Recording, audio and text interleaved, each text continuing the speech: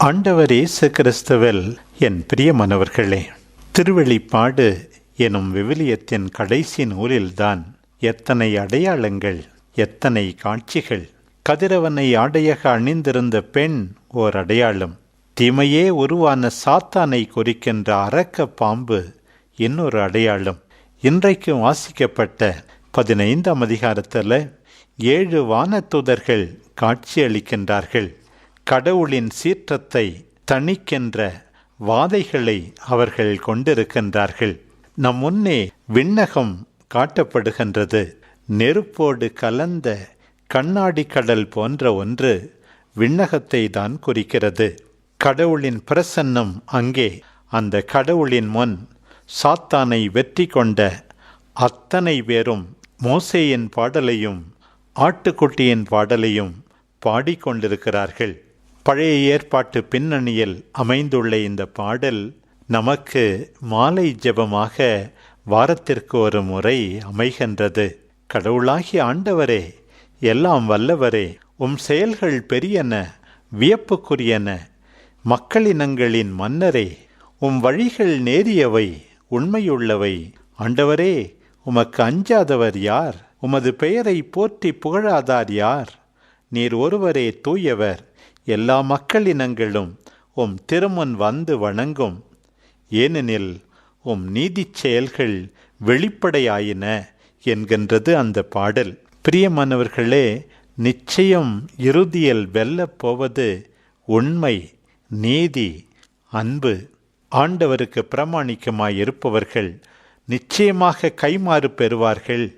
அவர்களை கடவுள் மறந்துவிட மாட்டார் என்று அவர்களுக்கு உற்சாகமூட்டும் விதத்தில் இந்த வெற்றி பாடல் விண்ணகத்தில் பாடப்படுகின்றதாம். பாருங்கள், இன்றைய திருப்பாடல் உரைப்பது போல ஆண்டவருடைய செயல்கள் வியப்புக்குரியன. அவருக்கு நாம் எல்லாரும் புதியதொரு பாடல் பாட வேண்டும். அவர் தம் மீட்பை அறிவிக்கின்றார். கடலும் அதில் நிறைந்தவையும் உலகும் அதில் உறைபவையும் முழங்கிடுக. ஆறுகளே கைகொட்டுங்கள், மலைகளே ஒன்று கூடுங்கள். ஆண்டவர் முன்னிலையில் மகிழ்ந்து பாடுங்கள். ஏனெனில் அவர் உலகுக்கு நீதி வழங்க வருகின்றார். பூ உலகை நீதியுடன் ஆண்டிடுவார். மக்களினங்களை நேர்மையுடன் ஆட்சி செய்வார். அந்த ஆண்டவரை நம்புவோர் ஒருபோதும் ஏமாந்து போக மாட்டார்கள். நம்பிக்கையாளர்களின் வாழ்க்கையில தற்காலிகமாக துன்பங்கள் நிகழலாம். இன்றைக்கு ஆண்டவர் நற்செய்தியிலே உரைப்பது போல நம்மை பிடித்து பலர் துன்புறுத்தலாம். தொழுகை கூடங்களுக்கு நடத்தி செல்லப்படலாம், சிறையிடப்படலாம், அரசர்களிடமும் ஆளுநர்களிடமும் கொண்டு செல்லப்படலாம். ஆனால் இந்த சூழ்நிலைகளிலெல்லாம் ஆண்டவர் நம்மோடு இருக்கிறார்.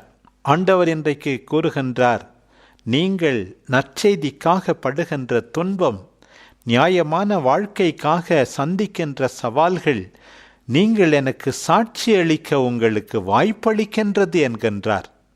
நாம் என்ன பேச வேண்டும் என்று கூட நாம் கவலைப்பட வேண்டாமாம். ஆண்டவர் நமக்கு கொடுப்பாராம். மற்றவர்களுக்கு கிடைக்காத நாவன்மையை, ஞானத்தை யாருமே நம்மை எதிர்க்க முடியாது என்கின்றார் ஆண்டவர். நம்முடைய துன்பம் ஆனால் கொடூரமாக இருக்கும், தாங்கிக் கொள்ள முடியாததாக இருக்கும். ஏனென்றால் குடும்பத்தாரே கூட நம்மை எதிர்ப்பார்கள். நாம் தவறு செய்தோம் என்பதற்காக அல்ல, ஆண்டவருக்கு உண்மையாக இருக்கின்றோம் என்பதற்காக. சிலர் கொல்லப்படுவார்களாம், எல்லாரும் வெறுக்கப்படுவோமாம். ஆனால் ஆண்டவரை மட்டும் நாம் பற்றி கொண்டிருந்தால் நமக்கு தீங்கு எதுவுமே நேராதாம். மன உறுதியோடு நாம் இருந்தால் நம் வாழ்வை காத்து கொள்வோமாம். ஆம் பிரியமானவர்களே, நம்முடைய நம்பிக்கை பயணம், நம்முடைய சீடத்துவ வாழ்க்கை ஒரு ரோஜா மலர் படுக்கை அல்ல. துன்பங்கள் இருந்தே தீரும். அதுவும் உண்மையுடன், நேர்மையுடன், நீதியுடன் வாழ்ந்தால் கூட துன்பங்கள் வந்தே தீரும்.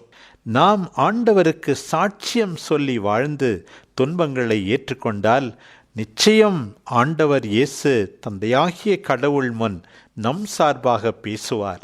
ஆண்டவர் இவற்றையெல்லாம் கூறுவது நம்மை அச்சுறுத்த அல்ல, நம்மை உற்சாகப்படுத்தத்தான். யோவான் நற்செய்தியிலே வாசிக்கின்றோமே, 15ஆம் அதிகாரம் 20வது வசனத்தில், என்னை அவர்கள் துன்புறுத்தினார்கள், உங்களையும் துன்புறுத்துவார்கள்.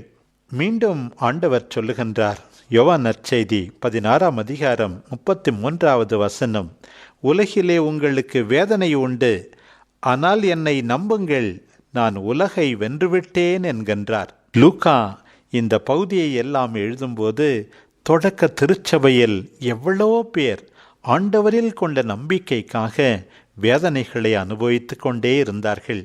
அவர்களெல்லாம் இவ்வார்த்தைகளால் உற்சாகம் பெற்றார்கள்.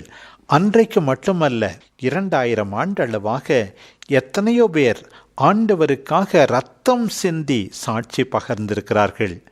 இன்னும் சில பேர் வெள்ளை வேத சாட்சிகளாக அன்றாடம் அவமானப்படுத்தப்பட்டிருக்கிறார்கள்.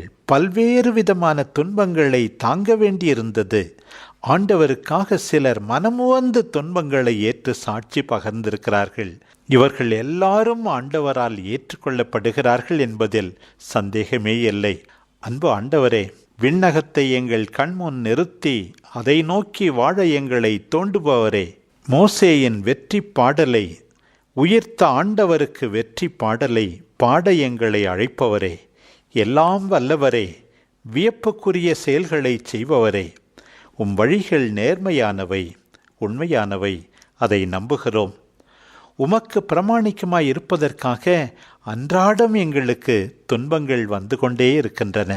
ஆண்டவரே, நாங்கள் மனமொடிந்து போகாமல் எங்கள் துன்பங்களை உம்மை மனத்தில் வைத்து ஏற்றுக்கொண்டு வாழ எங்களுக்கு துணை புரியும். நிச்சயம் நீரே எங்களுக்கு நிறைவாழ்வு அளிப்பீர், விடுதலை அளிப்பீர், பேரின்பத்தை அளிப்பீர் என்று நம்பி வாழ்கிறோம். ஆமென்.